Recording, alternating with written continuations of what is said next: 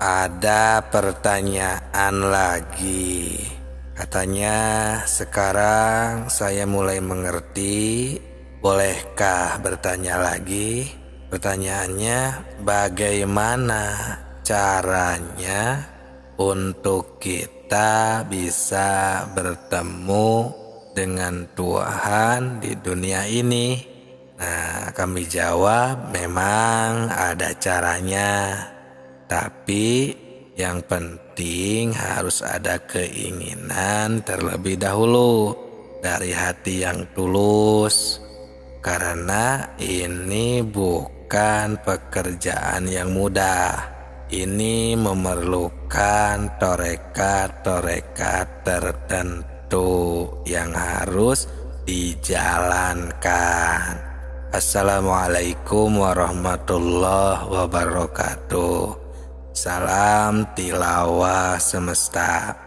Allahumma sholli ala sayyidina Muhammad wa ala ali sayyidina Muhammad.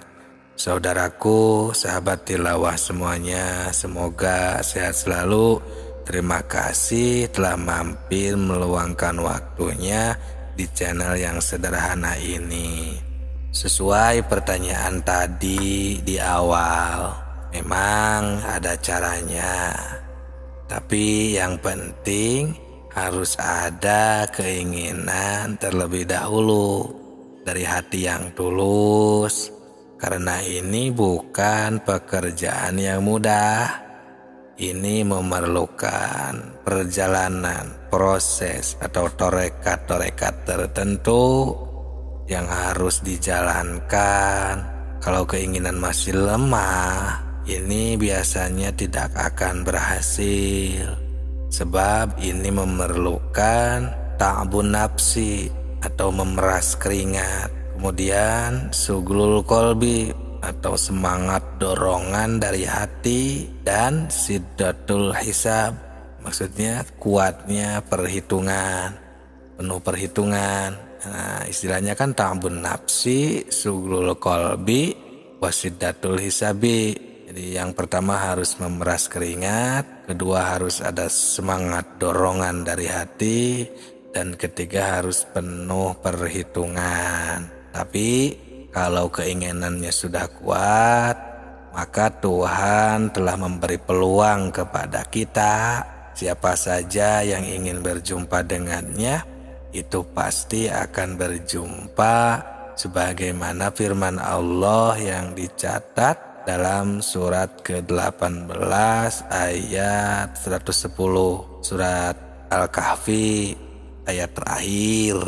Nah, di sana berbunyi Bismillahirrahmanirrahim. Faman kana yarju liqa rabbih falyamal amalan sholihah wala yusyrik bi ibadati rabbih ahada. Yang artinya, barang siapa mengharap berjumpaan dengan Tuhannya, maka hendaklah ia mengerjakan amal yang soleh, dan janganlah ia mempersekutukan seorang pun, maksudnya ya, dalam beribadah kepada Tuhan. Jadi caranya hendaklah mengerjakan amal soleh, karena istilahnya asetnya atau posisinya kita ketika mengerjakan amal soleh.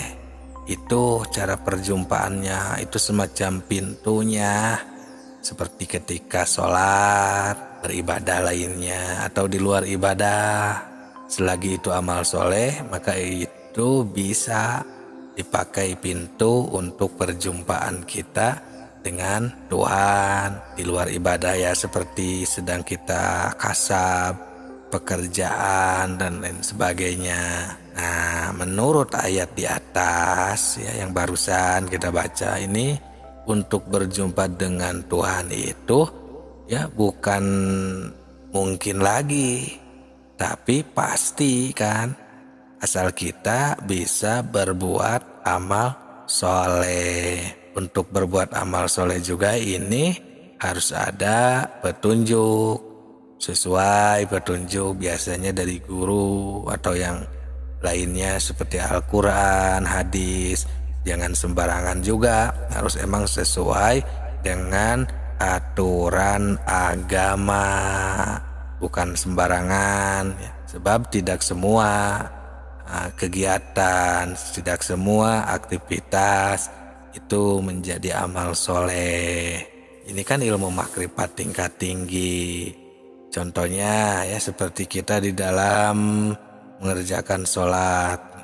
Nah di sana itu kan tidak sembarangan, harus penuh ingatan yang suci, tidak ada pikiran kesana kemari. Ya sudah dijelaskan di video-video sebelum ini ya. Di awal-awal video ada yang tentang sholat, agar sholatnya khusyuk tinggal dicek saja. Jadi di dalam sholat juga ini harus ada ingatan yang suci, artinya harus sudah hilang dari sifat samar atau meraba kepada Tuhan. Nah, buktinya di sini kan kita sudah terasa bahwa kita ini adalah ciptaannya, dibisakan gerakan sholat, melihat, mendengar, semuanya ini kita adalah minallah, dari Allah, billah, oleh Allah, lillah, karena Allah, gitu kan. Nah, Allah Subhanahu wa taala di sini kan pernah berfirman di hadis qudsi yang langsung dari Rasul, dari Allah, tapi tidak ada dicatat di dalam Al-Qur'an. Di sana berbunyi hadis qudsi itu, kuntu kangzan mahfiyan yaitu an mu'rafa fa khalaqtul khalqa likay arafu walihada tabayyana anna Allah ta'ala khalaqal insan lima'rifatihi, yang artinya aku adalah kangzan.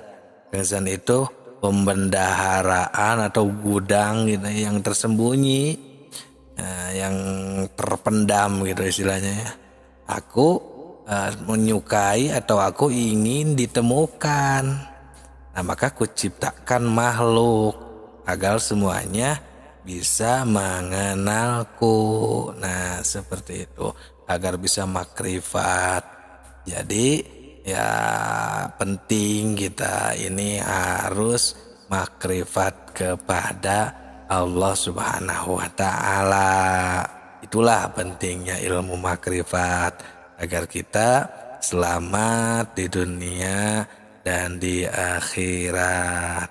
Nah, sekali lagi ya, bukan mungkin lagi untuk mengenal Tuhan, tapi pasti itu asal mempunyai keinginan yang keras, kuat ya, dengan perhitungan yang matang, jangan sembarangan. Nah, walaupun begitu ini bukan pekerjaan gampang. Itulah suluk itu ya. Ini suluk artinya seperti itu. Nah, ini suluk hasil dari belajar terus kepada guru-guru mursyid ya, guru-guru yang benar ahli. Nah, sekali lagi untuk mencari guru urusan makrifat kepada Tuhan ya, tidak semua ajengan kiai ustadz yang menunjukkan tentang hal ini. Harus betul-betul mencari guru yang mengajarkan tentang hal makrifat. Tinggal cari-cari saja informasi, cari ya di sekitaran kita, pasti ada itu. Pasti ada yang berbau-bau tentang ketuhanan. Biasanya orang-orang ahli makrifat itu biasanya yang tidak maksur gitu ya, suka menyembunyikan diri. Tapi ketika berbicara enak ya, pepatahnya itu dalam. Nah itu dekati. Kalau belum ya belum saja, nanti ditakdirkan oleh Allah. Harus memerlukan kekuatan hati kan, kesabaran, penuh perhitungan tuh, seperti itu maksudnya. Semoga bermanfaat. Salam tilawah semesta.